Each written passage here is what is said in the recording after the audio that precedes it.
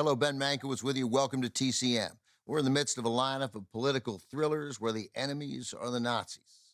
Up next, a movie that mixes two of the best subgenres to come out of the 70s, political thrillers and gritty New York dramas. From Paramount in 1976 with memorable performances from two of the greatest actors of their respective generations, Laurence Olivier and Dustin Hoffman, this is Marathon Man.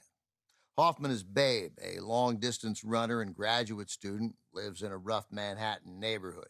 Babe's brother, Doc, played by Roy Scheider, is visiting from D.C.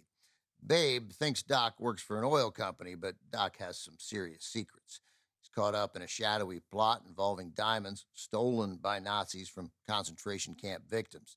That's how Laurence Olivier enters the picture, as a Nazi war criminal and critically as a dentist, eager to get his hands on these diamonds. Olivier earned an Oscar nomination for his performance.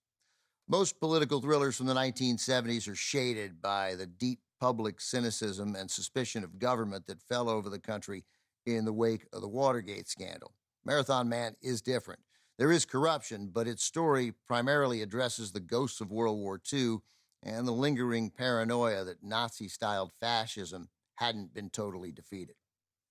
Marathon Man reunited Dustin Hoffman with the director of Midnight Cowboy, John Schlesinger. It's based on a novel by William Goldman. He also wrote the screenplay.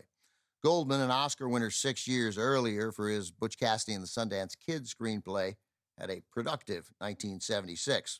His adapted screenplay for another Dustin Hoffman movie, All the President's Men, which we'll be showing next week, earned Goldman his second Academy Award.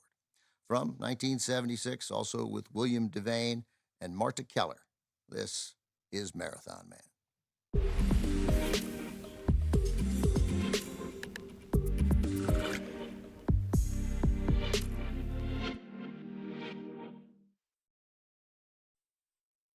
During production on Marathon Man, Laurence Olivier was battling a severe blood clotting condition called thrombosis. Yet despite his illness, director John Schlesinger said Olivier gave the movie everything he had and then some. The only issue, and not a terribly major one, was a contrast of styles, with Olivier's classically trained background often at odds with his younger, method-trained co-star, Dustin Hoffman.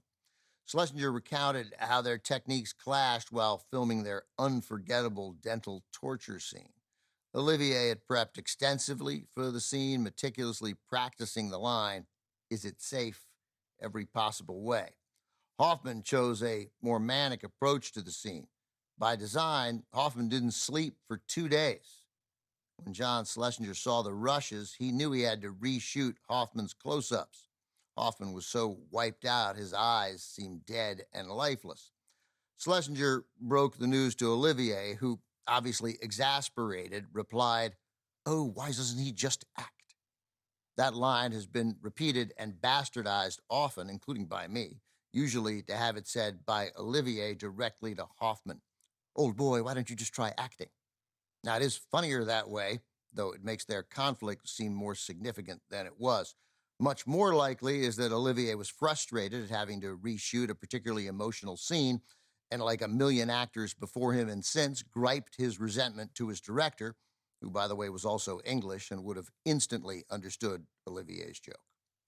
Coming up, the hunter becomes the hunted as Nazi agents pursue a man who nearly took a shot at Adolf Hitler. Manhunt, directed by Fritz Lang in 1941, is next on TCM.